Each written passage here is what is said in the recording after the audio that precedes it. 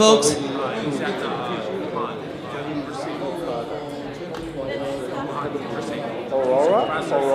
Oraya, and the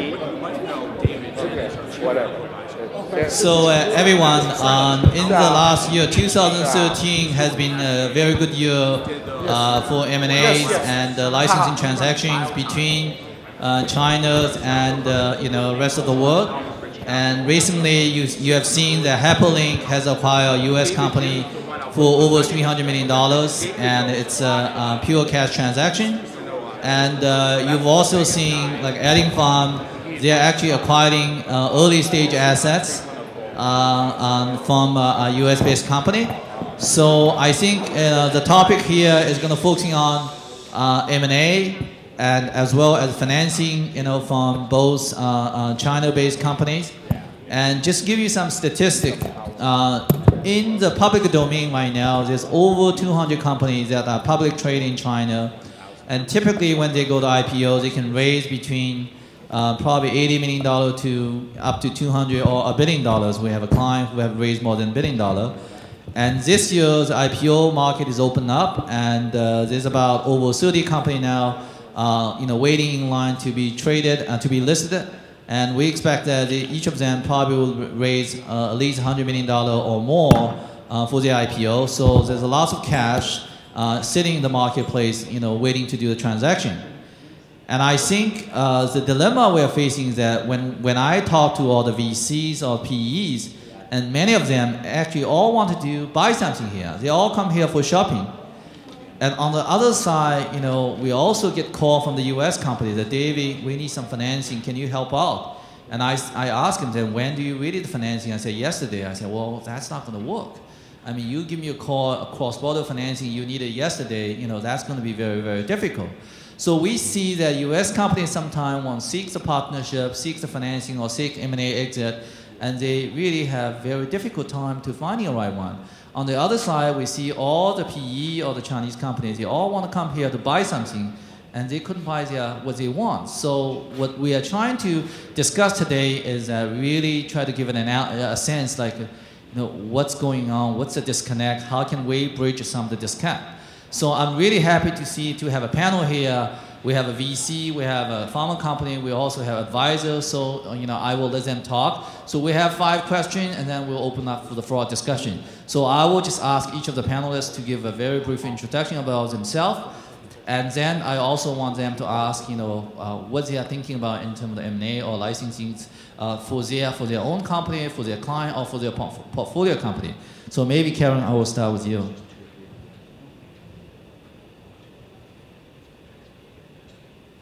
Hi, my name is Karen Liu from Kaiwu Capital. We are a VCPE firm in China. I primarily cover healthcare. In China, healthcare, we do a little bit broad. In the current stage, we're not as specialized as in the US, medtech or biotech. We actually do a bit of everything. We've done medical device, we've done diagnostics, drugs, both new and generic, and also we do some services like, for example, we've invested in a dialysis chain. I've been doing healthcare in China for the past 8 years. In my previous life, I was a McKinsey consultant and also internet entrepreneur. In the 90s, I got my PhD from Harvard in the field of immunology. My name is Tony Li. I'm the BD head for Baheal Pharmaceutical Group. Baheal is a diversified pharma company in China. We are in the business of branded OTC pharmaceuticals, also diagnostic. We're also in the drug distribution business as well. The total sales of the company about 2.8 billion RMB, or $350 million US, and has been growing like 40% since inception in 2005. And my background is I joined the company about 2 years, less than 2 years. Prior to that, I in the commercial function for Amgen, also at Eli Lilly. Hello, my name is Landon Lack. I'm with China MedConnect, and I'm honored to be here speaking about China as the only non-Chinese representative. By way of background, I've lived in Beijing now for just over 7 years. The company that I run basically is exclusively in the medical device sector. We have two lines of business. One is representing small, innovative U.S. medical device companies who want to enter the China market. And we do that either representing them as a service company or an operational company. And then we also partner in joint venture to bring products into the China market. And then the other part of our business is doing cross-border M&A work. So again, my name is David Chen. We are actually a boutique investment banking firm based in Beijing and Shanghai. We help facilitate financing, cross-border M&A transaction, as well as licensing. I think my next question to the panel is like, I know each of you may have a shopping target for your portfolio company, for your own company, or for your client. What are you looking for here for this conference? Karen, maybe I'll start with you. Incidentally, two of my portfolio companies last year had some cross-border transaction. One of them is well known, many of you have heard. It's a BGI acquisition of Complete Genomics. BGI is a sequencing service company with a significant market share in the world. They're looking for a sequencing platform, and Complete Genomics will happen to be available. Another of my companies, a specialty diagnostic company, they in-license a blood-based colon cancer screening. Basically, it achieves a similar efficacy and sensitivity, similar accuracy and sensitivity as colonoscopy. So it's a blood-based. It's perceived to be much easier to be much easier to be acceptable to the patients. So this transaction was announced 2 months ago. This is from Epigenomics. It's a small German-listed company. It's a very small market cap, but since the announcement and collaboration was announced 2 months ago, their stock has more than doubled. So you can probably check it. It's probably going to be listed in the US as well. So the theme of these two deals is basically Chinese companies are looking for the right technology or products. China economy or the country itself is going through what they call economic structural change to migrate from lower end manufacturing, lower tech, lower end to higher end manufacturing. And indeed, we're seeing a lot of that happening. Medical sector is a very notable sector where a lot of China companies started initially with a sort of a Me Too product, a Me Similar or even Me Less product, but cheap and cost effective for the market, but they're gradually migrating up to include more advanced products and technology that's also targeting a very large market in China. In the case of colon cancer screening, it's a huge market opportunity, and in my portfolio company did some initial market testing before they did the license, and the market response for the product is overwhelming. And in addition to just in-license a product, and in addition to just buying the product, part of the collaboration is also help the German company to localize the manufacture. And if everything works well, they can probably reduce their cost to 1/3 of what it used to be by localizing the manufacturing in China. So I don't know, we can probably, the other panelists can add more, but happy to take your questions later on. Sure. So for Baihil, which is in Chinese we call it Baiyang Yiyao, it's headquartered in Qingdao. It's one of the first or second tier cities in China, pretty nice city there. And the company was founded in 2005 by very experienced industry veterans from Livazan in China. They're all very experienced in sales marketing. So primarily our entire portfolio is sourced from US, Europe, also South Korea companies. So it's now public, it's all public information. So definitely we're really put a lot of effort in terms of working with global companies. Since the company is in the business of branded OTC, pharmaceuticals, also diagnostic, so I have a lot of work to do. And last year we looked at about 80 opportunities. We put some work on it, and we closed like 2 deals, one on the diagnostic side, the other one on the OTC side. that's one thing. In terms of investing, we also, the company treats itself as an investing company. Basically, we are corporate ventures. So we look at a long-term view when we invest in a company, try to have a bolt-on, complementary to our existing portfolios. We prefer to work with a company first as a started as a product distribution, that kind of a partnership. Then, the management team got along. We believe the market opportunity, we can become an investor, like a strategic investor as well. So that's the direction the company is going. Actually, for the two deals we done last year, we're going in that direction already. So from our client base, it's actually the shopping list has been pretty broad. But in general, I would say diagnostic and medtech probably are relatively easier because the deal size is smaller, and many of the companies are looking, for the right technologies to really help, boost their long-term growth. So I'll give you two specific examples. We actually have, we're located in Shanghai, one of us. We have one neighborhood company who actually is working with a US company developing a novel, like a vitamin D drug. And basically, it's even in preclinical stage. So all the funding is coming from the Chinese company. So they do most of the preclinical work in China, except some of the tox studies they have done in the US because the quality is more guaranteed. And so basically, the startup funding coming from that local Chinese company is not even public. And because the science, the founder really know each other well, and so they get the initial funding. And and it's not an easy preclinical research process, and that has been done. And certainly we know HyperLink very, very well.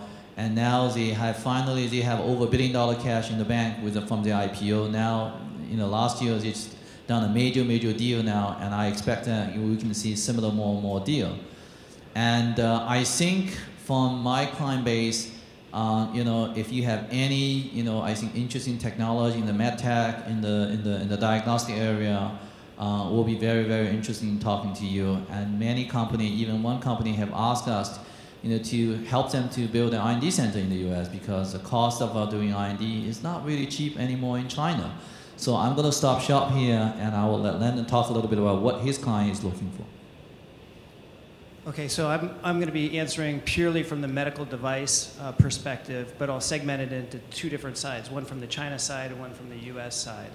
So from the China side, we can actually segment China side one level further, which is medical device manufacturers and what they're looking for, and then medical device distributors and what they're looking for.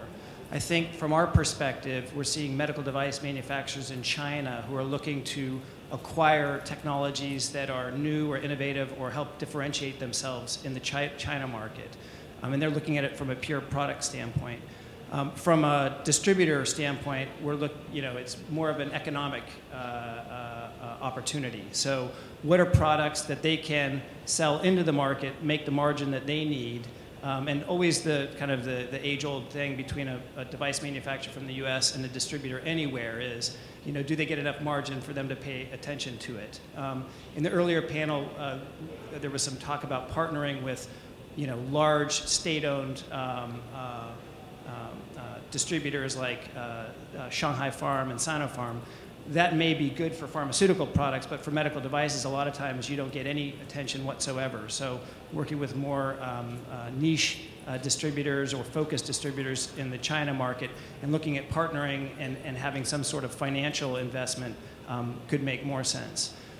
From the US side, I think one of the first things you have to do is look at, you might have the best product and the most innovative, newest product for the US market or for European markets. It may or may not be of interest to the China market. And you have to look at the different stakeholders in the China market and whether or not they'll pay any time or attention to you and your device. And there's different stakeholders. Obviously, at the end of the day, you want a product that serves the patient. The doctors have to be interested in it. But you're not going to be selling it directly. So the distribution channels have to be able to see the economics of it. It has to make sense for them. Otherwise, there's not much opportunity for that investment. I think my next question for the panel is that what's really the angle when you try to do deals, with U.S.-based company or with company based outside of China? So maybe Tony, you guys have screened a lot, and you are doing some deal. You're also making investments. So I will start with you. What angle do you use try to make a judgment call? So we partner with a China commercial team to do the analysis. So definitely the product at the end of the day is going to be sold in China, right? So they must provide commercial insight in China, whether it fits the market, whether the regulatory pathway works out, also the reimbursement, and also look at the competition and the IP, that kind of thing.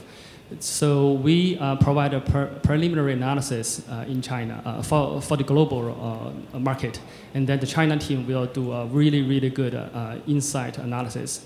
And because we treat ourselves as a kind of investment company, we're willing to share that insight with our potential partners.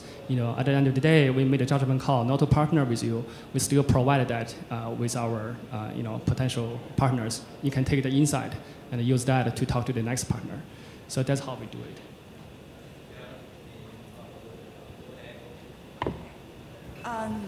I know my portfolio companies, at least 2 examples, they're actually looking for a somewhat mature or relatively mature, not necessarily FDA approved, but it has to be at the advanced stage where it cannot be too far away from market if they bring it to China. So it cannot be just starting clinical trial, 3-5 years away from any approval. That wouldn't work. CE approval is okay, and no FDA, but just CE is okay. In the case of my portfolio license colon cancer screening, it's CE approved. It's in progress for FDA, expecting to be approved hopefully this year. But in China, they can start with a CLIA-based service first. With complete genomics, it's a sequencing platform more or less approved. Cost needs to be optimized, but the platform itself is relatively mature. In the past year, I have seen some cases where relatively early stage technology or products attracting some China-based investments. I would say those examples are probably in some relatively hot areas, hot technology areas, and it's hot and relatively sort of frontier and early in both China and the U.S. 2 examples. One is a heart valve company, a small German-based heart valve company getting investors from China as part of the consortium of investors consisting of both China and the U.S. international investors. Another example is a renal degeneration company getting also attracted some investment from China, but also in a consortium setting. These are relatively still in the early stage of development, not many approved products in the market. Actually, none has been approved. And these companies are developing the next generation products. The market, if you're starting now, a lot of times it's not enough to start with a Me Too product. From day one, you cannot aim to just make a Me Too product. These companies that's attracting Chinese investors actually making a Me Better product compared to the first generation structural heart or renal degeneration products. So the game of competition is changing in China. So it's no longer the goal just to be a Me Too. You have to be, by the time you roll it out, it has to be, if you start with the goal of a Me Better now, by the time you roll out, you're still market competitive. But if you start out with Me Too today, by the time you roll it out and approved, it will no longer be competitive. That's my view. From our experience, we see a few trends. First one is the bigger private equity firm, they are increasingly looking for deal in the U.S. or outside of China. And the rationale is that they said, look, we have made some big investment in China, and those companies will be listed in China or in Hong Kong, but they are worried that long-term growth may be an issue. So that we are very interested in do a larger deal, and the angle is that if they can just maintain the growth outside of China, which is fine, but if they have good product or good technology, we can really make the China piece working.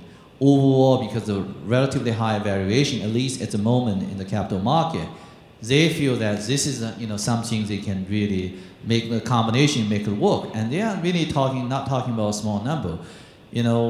We have been approached by PEs, and they said we can even talking about deals in $200, $300 million, which is fine. Around $50 million, $100 million. That's really a sweet spot. They won't be really hesitating. So that's one trend.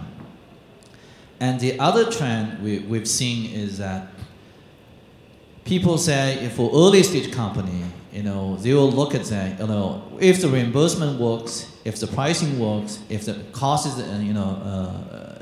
good enough, they said doesn't really matter. Sometimes the China market itself, if we can do the investment deal, probably will make the whole thing works already profitable. So they just don't really care about what's going on in the other markets. They just say, okay, if the other market, if it can sustain, that's fine. The market itself in China alone probably will justify the transaction. And those tend to be more smaller, early stage deal. And I think overall, more and more people are doing, even like a small diagnostic company, we also see that they're making investment just to get the distribution right. And that we also see, we're going to see more and more going forward. Okay, so some really good points, and we are seeing similar things that have already been described. I'll approach it from a little bit different angle, which is investors we're seeing that are more operational investors, whether they're device companies or distribution companies in China, are looking at a little bit later. They might be young companies in the US, but they've at least gotten to the point where they've got their home country regulatory approval, which is it's a binary. You have to have your home country regulatory approval for someone to take it and register it as a foreign medical device in China. So that's one hurdle. The second hurdle, generally speaking, is these type of investors like to look at whether or not it's having commercial success and how much commercial success it's having in its home market or other markets around the world. And then lastly, they want to be able to add some value to the China market. So they're looking at either a long-term distribution agreement or licensing agreement where they have the rights to the China market where they can really add value to their investment. Much more from an operational standpoint. We do see some earlier stage deals being done, but kind of the arena that we operate in, which is much more operational, those are kind of the criteria that we're seeing. I think I'm going to ask just a last question, and then I'm going to open up the floor, and let's have some, this is a very cozy environment. I really want to have some two-way discussion from the audience. I think the last question I would like to have is that, each of you, when you try to do deal with a US-based company or company outside of China, what are some of the struggles that you have faced, and how do you really address those struggles? And Tony, maybe I'll start with you. Struggles. So I've done 2 deals. So it took a year or so to finish the deal most of the time. I think one thing is the thinking process. I can use one example here. One thinking is the trust. One is the trust side, I would say, right? So in China, I think people when they work there a long time, they always have this perception that some company we play the trick, so they always don't negotiate as hard. Or they when look at the signed agreement, they said there may be something behind it. So they always question whether there's something they don't foresee down the road. And the U.S. partners, we signed agreement. Here's the terms. I'm not playing any trick. So the trust part, I would say, operation-wise, down the road, that's something I didn't see before. As I'm dealing mostly with the earlier stage companies in China, the biggest challenge for them is upfront fee. They don't want to pay a lot because they don't have a lot themselves. So in China, a lot of the, even in China itself, between Chinese companies, the sort of the M&A and upfront licensing deals are much smaller in size compared to the deals we are seeing in the US. I think a few perspectives that we run into. I think first I will echo Tony's point is the trust. That's a very, very kind of abstract term. So let me give you an example. What does that mean? Trust. So we are in the transaction. It's a very small transaction right now. So let's say it's an asset purchase. Give you an example. So after you sign the agreement, you have to certain day to file. You send all the document, the regulatory document, preclinical document to the buyer, and then they will also send the IP transfer to the IP, the China intellectual office. And so the seller, which is a non-Chinese company, they're getting so nervous. They say, well, the Chinese company can look at all my document and then try to do something tricky and then take away my IP and then make this compound, synthesize this compound in his own lab, and then they're going to call off the deal.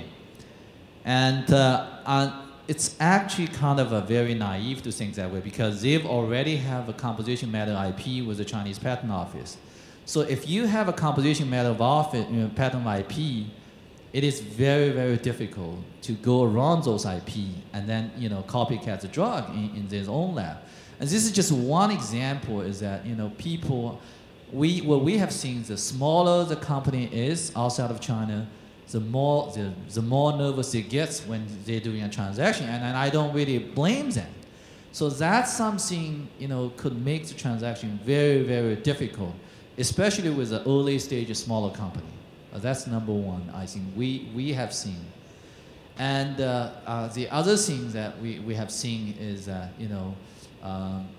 overall, I think, for a licensing deal, the upfront gap is pretty big between the US company and Chinese company. And so I would echo the trust issue. The first thing I would say is, there's a lot of times there's a preconceived notion of the other side, right, and what the other side may or may not want, or what they're going to do, or what they aren't going to do.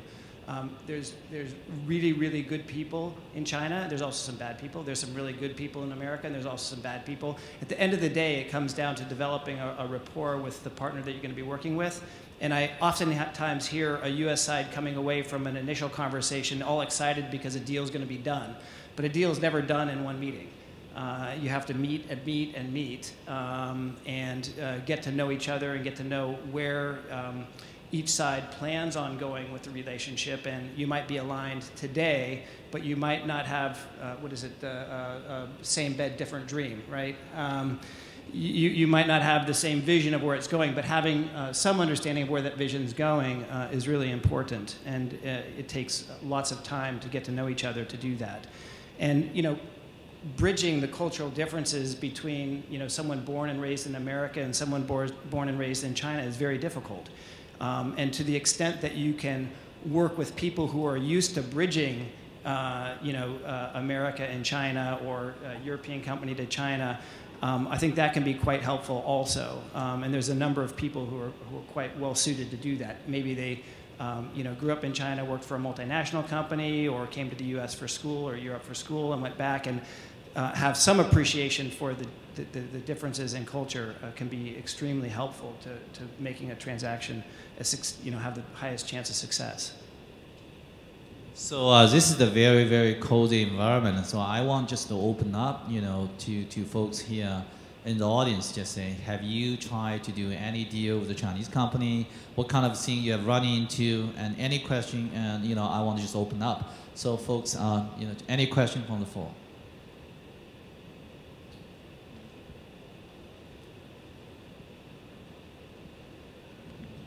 Thank you.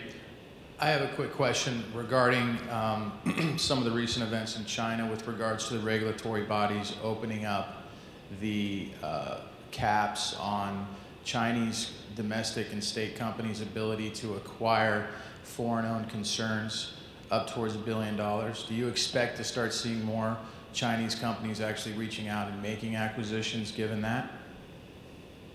Overall, I think there's a new law that's, for public company, and pharmaceutical is a sector that doesn't really, because there's, in China, there's so many, like over 5,000 companies. So the Chinese government does really encourage acquisition, and there's actually a special law you just mentioned that encourages acquisition either in China, and some province, they actually have subsidy for company to acquire asset outside of China, okay? And so, but still the safe still need to regulate, and the money coming out of China still have to go through the safe, and that will take some time. But overall, I think the government really try to encourage a company to make more and more acquisitions outside of China. The reality is that most of the companies in China are not big enough, okay? And so for them to making a large bet as a first bet, and that, most of the companies are gun shy. So they would rather make some baby step, do a smaller acquisition, and then, they will start doing more. I think but overall, I tend to agree with you that it's going to be, the government is going to be on the encouragement side for the Chinese company to make more and more overseas acquisition. I mean, any?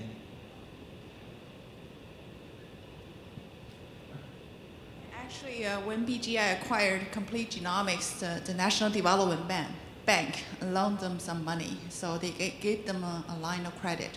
And what you're talking about is probably now the filing requirement. If it's under $1 billion, it's technically just file.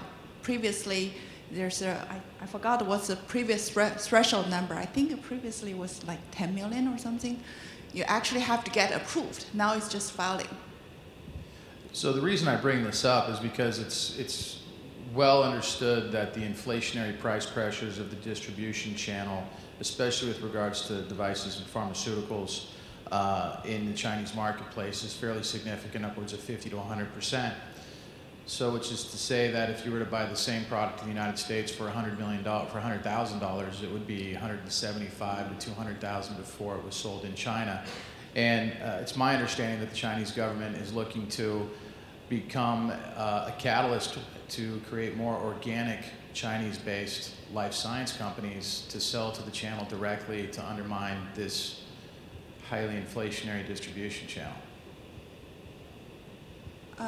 I think you're talking about the end customer price for a lot of the medical devices in China is indeed much higher than what it is in the US because of the high distribution margin in the market. That's just a reality. It almost doubles because when the manufacturer sells to distributors, it almost doubles the price when they sell to hospitals. But you have to go through, a lot of the product companies have to go through distributors because of the corruption issues. They don't want to deal with the hospitals directly.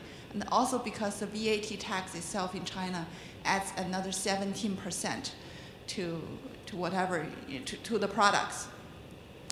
So I don't know what your question is. Is the overall cost pressure is there? The government. Well, it's more of an observation that because of this inflationary price pressure, that the Chinese government is now looking to make acquisitions and develop organic Chinese-based life science companies to distribute direct to the Chinese marketplace to undermine this distribution channel. Yeah, let me quickly. I think the government definitely encourages technology advancement for a lot of the companies, and as part of their foreign investment, I think it's a way also to decrease some of the foreign reserve in China, because there's a lot of foreign current US dollar reserve. They don't have a lot of ways to spend that money, so I think that's part of the reason they're allowing more companies to go outside to buy assets. Yeah, so certainly at a macro level, the government is looking at the distribution costs and what it adds, and they're trying to do things to decrease that cost. And they've talked about things like looking at the cost that it's landed in China and then limiting the amount that the distributor can add before it gets to the hospital to control it. They're actually, I mean, they're experimenting with so many different ways to lower the distribution costs. But what you were talking about, you know, acquisition of technologies to bring into China to then be able to lower the cost, which undermines the foreign products. I don't know that I think that might be a little bit too far. I mean, they're looking at more immediate solutions. It's just it's a really difficult, complex situation that they're looking to try to cut some of the waste out of the distribution. But I don't know that I agree with that, you know, it's a result of acquisition of technologies. That's just that's my perspective. Yeah, no, it's been our observation. We were in China in December, and it's been our observation with the government that they are now looking to work with Western-based medical life science companies to help bring those technologies in country so that they can establish a domestic distribution channel. I think you might have to make a few more trips to China. You way overestimate the government power in China. Most of the, you know, what happened with most of the deal is really with a private company or public company. The government can see a lot, but, you know, the impact is much smaller than what you're thinking. So it really is the People's Republic. I'm sorry? So it really is the People's Republic. Well, I think, you know, make a few more trips, you will get a more you know, probably more concrete feeling. I won't worry too much right now. I think the government has much less impact than you're thinking right now. So that then tailed into my final question, which was, how does a foreign-owned concern get a CHOP or a seal to distribute in country? Can you repeat your question? How do you get the license or the seal or what's called the CHOP to distribute in country China as a foreign concern without having to take a minority position?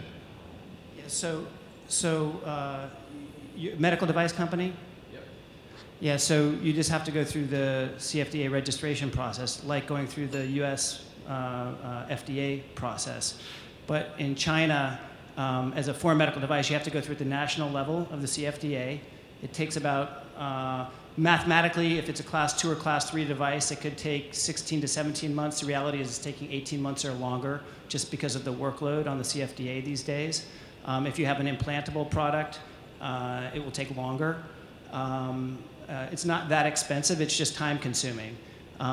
In order for you to be the manufacturer of record for that CFDA certificate, you have to have either a presence in China, so you have to have a company in China and employees, or if you don't want to do that, then you have to delegate someone to be that legal responsible person or entity for you. And that can be your commercial partner, it could be a third party, non-commercial partner that does that for you. There's a number of, there's thousands of companies who can do that, perform that role. My name is Jonathan Cohen, 2020 Gene Systems. We market here in the US a blood test for the early detection of lung cancer. And I was in China in November, and we've been approached by a number of, interestingly, Chinese pharmaceutical companies, generic drug companies, that are interested in getting into diagnostics and are interested in our product. And I have two questions connected with that. First, and this touches on some comments that the panel made earlier, what do you see as the strengths and limitations of a company? And some of these are companies with substantial sales forces of 2,000 to 3,000 people throughout the country, $1 billion US equivalent in revenue. So what are the strengths and limitations of a company that's not necessarily a diagnostics company?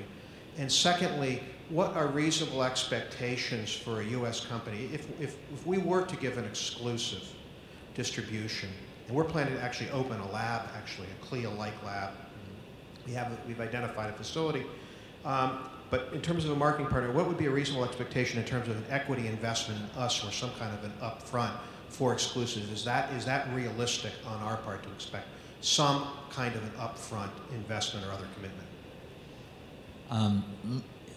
let me ask you, your product is approved in the U.S.? It's a laboratory developed Okay. test, so it's regulated by CLIA, not FDA. Okay.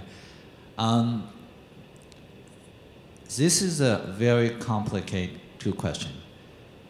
The Chinese distributor have learned the lesson in the hard way. So they have found out that, you know, when the US company or the European company come to China, when they really know nothing, they will, you know, work with the distributor, and they're happy to see that the distribution has gone up. And then at a certain stage, when they reach certain size, then they find out that the right will be taken away. They say, okay, this looks pretty good, you know, revenue coming up. Maybe we should do this ourselves. And then, you know, the distribution agreement all of a sudden will stop. So the reason I'm talking about is that's coming to some of the companies just say, okay, let's make an investment. Let's lock up the rights so that when we make the sales marketing effort to grow up the, you know, the sales and marketing in China, which takes lots of investment, at least we have a stake into it, okay? And so the key question you need to ask into is that, who are the company? Are they private? Are they you know, I won't take any money if they are government related, because then it's very onerous. So you really need to feel, are you comfortable with the owner? Are you comfortable with the company? Are they a good partner? What if they make investment and then they don't do good, you know, with your sales marketing? Then what are you going to do with those companies? Those are the typical questions you really need to ask. And the second question you are asking is whether we should give it exclusive distribution. Why? How are you going to set up the distribution agreement? And that's really a complicated one. I think the key question I want to ask you is that, are you confident with their distribution capability? We've seen that pharma company want to get you distribution, and the main reason is that, let's say if it's early stage cancer detection kits for lung cancer, the lung cancers, right? It's a pretty big market, and their rationale is that if we can find the cancer patients, then they probably will use our drug. So I think the key things you need to be careful is that the diagnostic distribution is very different from pharmaceutical. It's a huge difference. So make sure they really have the commitment, and they really know they need to, you know, they are eager to learn. And that's really some of the advice, you know, I can give. I'll just. So we are in the business of diagnostic and so pharmaceuticals. So I can tell you, yes, I totally agree with David's statement that pharmaceutical capability is totally different from the diagnostic capability. They have different customers, and the kit used by a specific, you know, they call the I don't know how to say that. Yeah, the exam central lab basically, and the physicians, you know, they may prescribe RX. You go to pharmacy or whatever, they sell through the hospital pharmacy.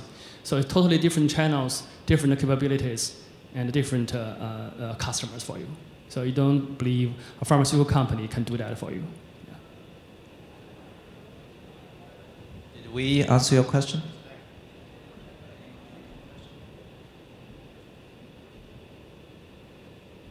So I have a friend, he's in diagnostic medical tech. He's been invited to go to China to visit a couple of science parks, but so many science parks in China. So recently we see more from the second line or third line from Chengdu, Tianjin, others, not from Beijing, Shanghai, because they have not that. From your perspective, a company US want to go to China, you know, in the real estate, it's a location.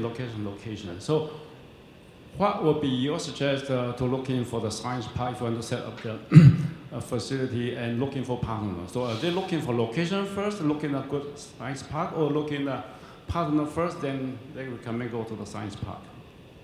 I think the question I want to ask is, do you have to do a lot of R&Ds for the product, or it's pretty much ready and need to be manufactured? Ready to manufacture. I mean, for that, you know, for those kind of product, I think you probably need to be more cost conscious. So if you know, try to, let's say, you know, set up your location in Beijing, Shanghai area, probably the cost is going to be a major concern. So, you know, I think you know, if you have a product that's ready to be manufactured in China, probably if it's a device product, it's a diagnostic product, I think, you know, if you have the full R&D capability, it's really a beauty contest. Whoever gives you the best, you know, tax packages, whatever deal you can get, you think the best deal, you just go for it. But if you are really, you know, looking for some R&D talent, then you really need to be careful that if you go to some other province, you may have a very hard time to find the right talent. And that's something probably will be something you need to be very concerned. This is a very good topic. Yes, last night at the Big Helix event, we actually talked about it. Where should we go to Beijing, Shanghai? These days everyone talk Beijing, Shanghai, and then should go to top second-tier city like Qingdao, Chengdu, this area. And based on the feedback, I talked to our CEO. He told me that in Qingdao, which is really a great city in China, coastal city in China, and to me, last year, the kind of millions of renminbi wasted for investment. The government have those money, but they can't find a good project to fund. So basically, it says if you go to form a partner with local Chinese companies, you can get those funds from Chinese government, but not from Beijing, not from Shanghai. These days they're looking for billions of investment, not 100 million US dollar investment. I can add a little bit. If it's a very early stage company looking for money, some of the relatively early developed bioparks, they have the money and they want to attract companies there. But if you're not looking for money, as David says, you're looking to manufacture at a lower cost, you probably want to avoid Beijing and Shanghai.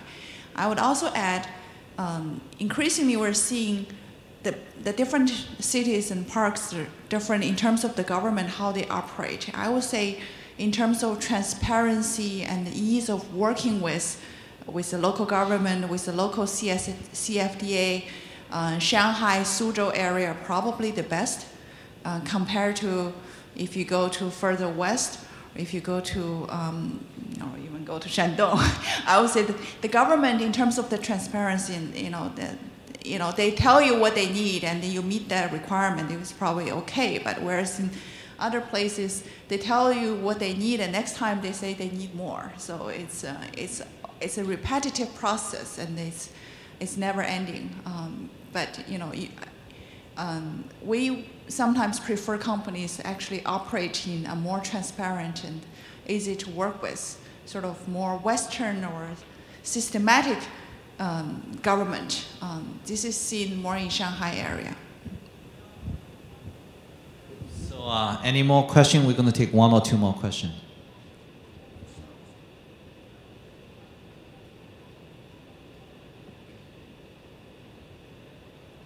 Any more questions?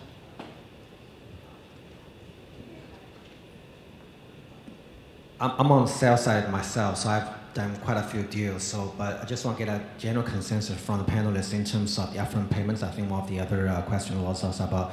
I have seen a range of upfront payments based on net present value of the deal, and I see the percentage depending on how you look at the sales potential of that the product or technology. And what kind of range have you guys seen? I have my own numbers, but what's kind of the ballpark you guys have seen? If there's any upfront payment, if any. So you're talking about pharmaceutical, is that right? Device. Well, a lot of the European companies now, what they're doing is actually they are marketing their pharmaceutical products in China as a device, class 2. I've seen a lot of those, and I've done a couple of deals on that too. So, so either drug or device range. So we can give you some real-world experience. So we are advising Ironwood to have a post-approval deal with AstraZeneca for IBS drug in China. And probably most of you know it's a very niche indication, but for strategic reason, AZ really want that drug, and they actually pay $25 million upfront, and then with other co-development and other milestone payment. So that's probably one pretty good example of getting a quite decent amount of upfront. And but normally for phase 1 or phase 2 product, the upfront gap between US China is quite significant actually. China, the upfront is, most of them is not really, it's quite nominal. I would say for phase 1, phase 2, if you can get $1 million or maybe a little bit more, you should be happy. Most of them probably want to do this is that they want to get the data, or they want to really develop the compound, and so that they can have a buyback right. For those kind of consideration, it's not yet, if you're trying to go in for upfront for those early stage assets, I think it will be very difficult to do the transaction. But I want to, Tony, you're doing deals. Yeah, same thing. I totally agree. We don't even look at any phase 2 product. You don't have phase 3. We don't even look at it. So that's the company really conservative on the pharmaceutical side, because the regulatory hurdle pretty high. Yeah, on the device side, generally speaking, there's not a lot of money invested for distribution rights, though we have seen a deal recently in the last year and a half that was a pretty sizable investment up front, and it wasn't based on multiples, it was based on what the distribution side perceived as the opportunity in China, which this particular product is a high volume product. And they actually agreed to pay upfront cash for the distribution rights, and then another milestone payment after the product's approved. So it hasn't even gone through the CFDA registration process. But it is, it's a product sold elsewhere in the world and having quite good success. But that's more the exception than the rule. Well, folks, thanks so much. I know it's kind of a little bit late, but thanks for your time, and hope to see you next year.